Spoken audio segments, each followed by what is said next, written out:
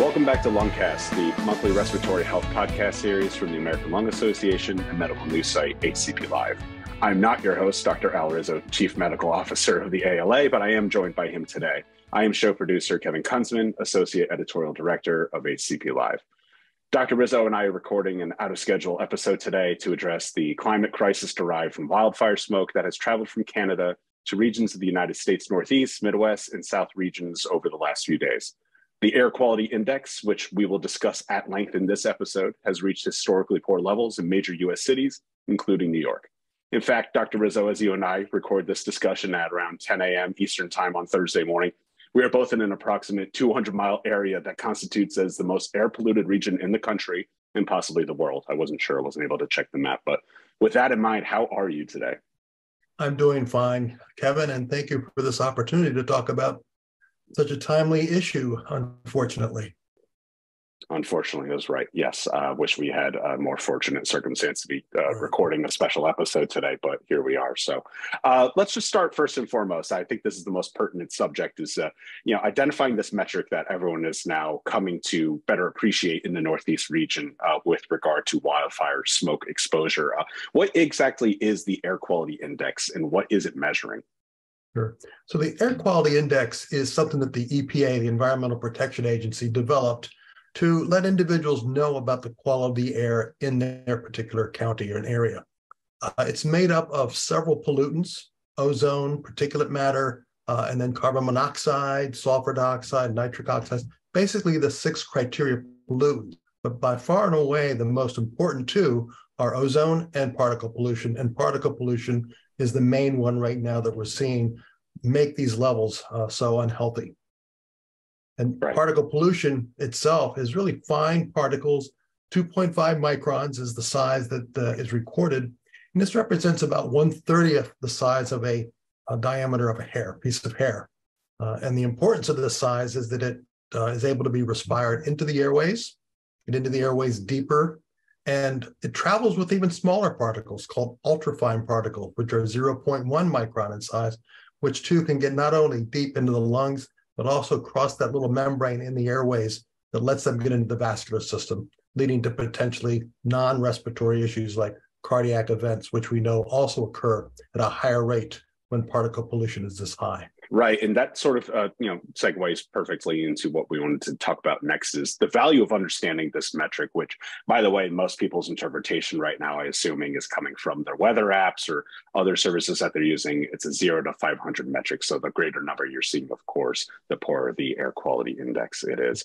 Right. But with regard to people's awareness of this, why they're tracking it, why they're discussing it possibly for the very first time today, what exactly are the risks?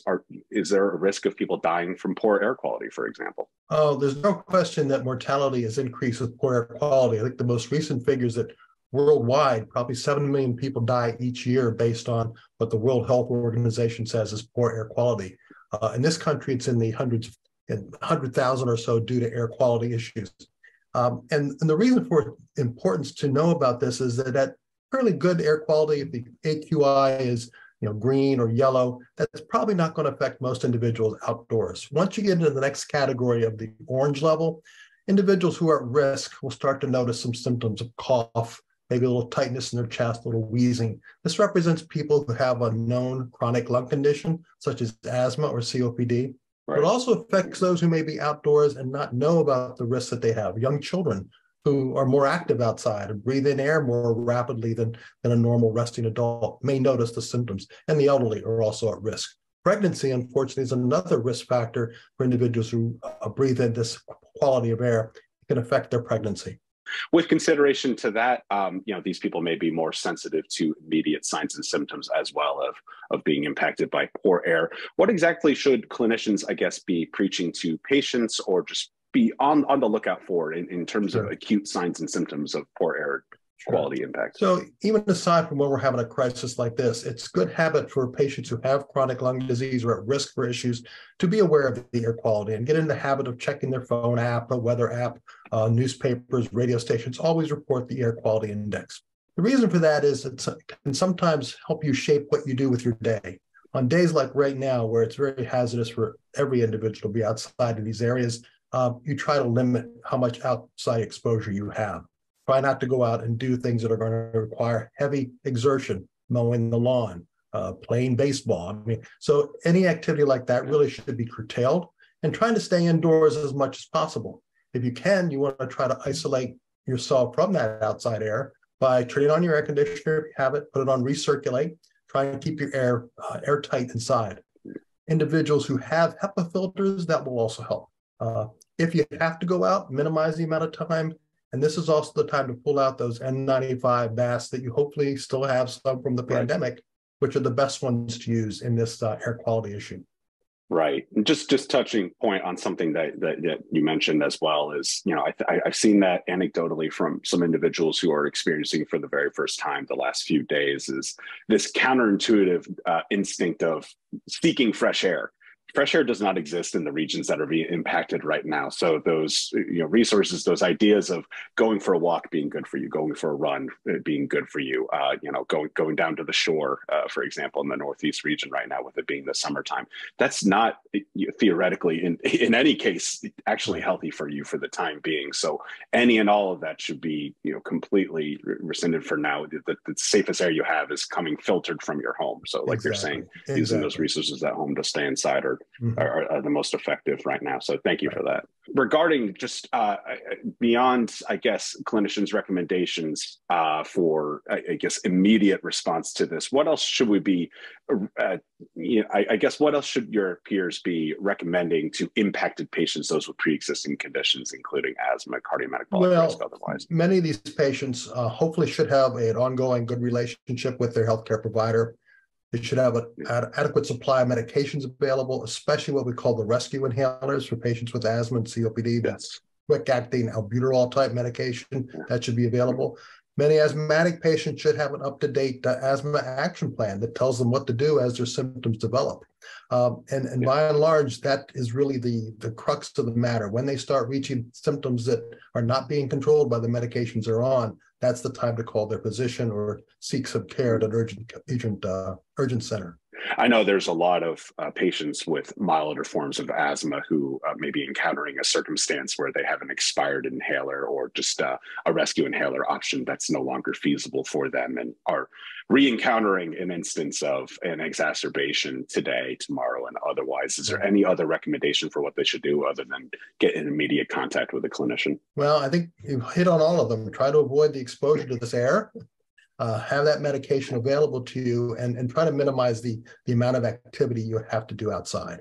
Regarding the current issue, as we're alluding to, it was something close to 200 wildfires occurring in Canada, from what I understand, across the very expansive countryside that are impacting the air quality here in North America. There's some weather reports now showing that cold fronts and other wind changes are going to continue to push this down further south, maybe lingering in the Midwest for a little bit longer than we would like.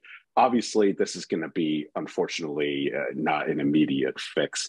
How long do we anticipate to just, I guess, live in this unique circumstance right now? Well, the short term with regard to the current problem, a lot of it depends on the prevailing winds. I've seen weather reports showing that by this weekend, the Northeast might be spared a bit of the effects that we have right now. But if you look at the long term, the real issue is that this is a complex mix of weather issues, hurricanes leading to more trees being downed in the forest, so there's more kindling, the dry environment leading to these things being very easily ignited by the thunderstorms and lightning that occur. So it's already a matter of historic level of wildfires in Canada this year, more than they've had ever before on average, and we're early in the season.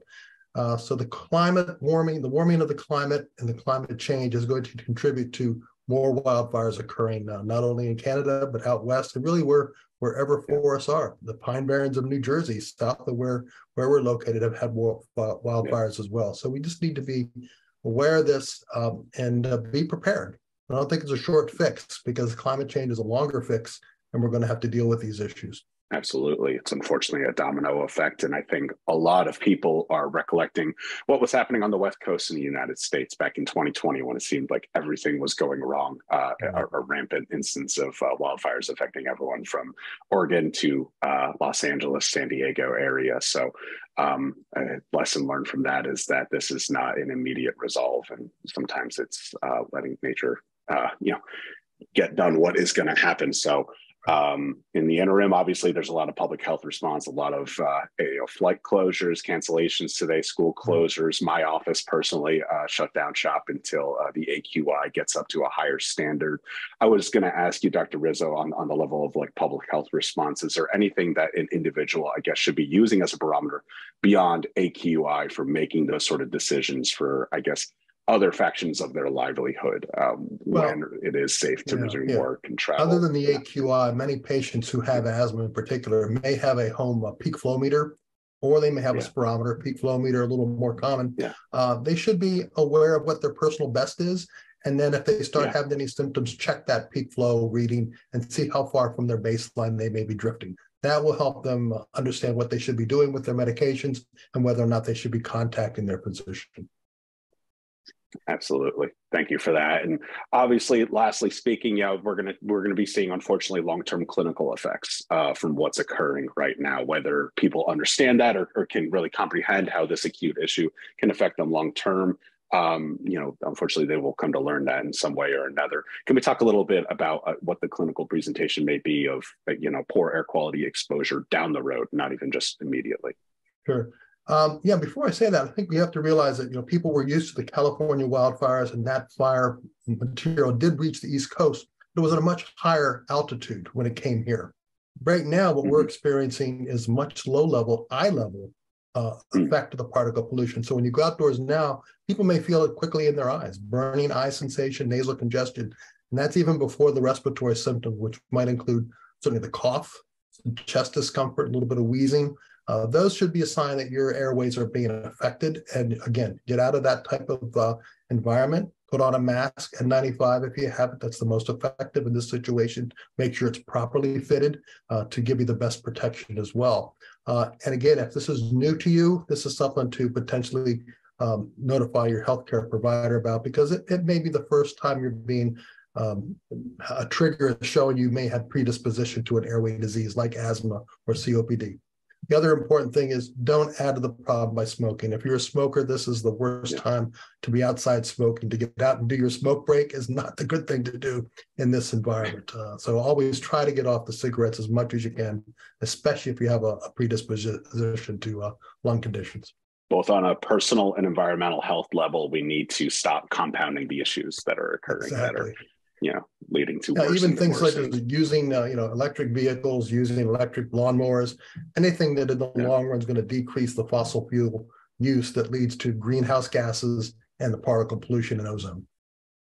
Yeah, we have a lot of work to do at both the physician level and the federal and international governance level to make adequate responses to the effects that we're having. And we can all be advocates for the proper direction of our legislation.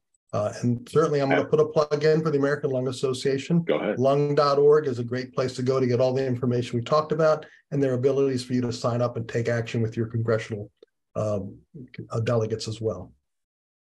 Absolutely. Thank you for that, Dr. Rizzo. Is there anything else you want to add relevant to the subject? I think you've covered it all. And I thank you for the opportunity to discuss it. Absolutely. I think you covered it, really. I was just along for the ride. So I appreciate learning about it because obviously it's immediately affecting me and my family right now. I'm looking out the window. Right. All I see is the smog, unfortunately. So regardless, thank you again, Dr. Rizzo, for talking through this scary circumstance with us. And thanks to all of you for listening to Lungcast. We will hopefully be back to our regularly scheduled programming later this month with an episode we have planned for pulmonary hypertension. But in the meantime, you can learn more about air quality and climate change related health from Dr. Rizzo's interview with Drs. Alan Green and Pune Saberi in our May 2021 episode. Be sure to subscribe to Lungcast on your preferred listening or watching platforms, and visit lung.org or acplive.com for more news and resources on this subject. Dr. Rizzo always says this line when he signs off, and it feels more pertinent today more than ever. If you can't breathe, nothing else matters. So stay safe, everyone. We'll see you next time.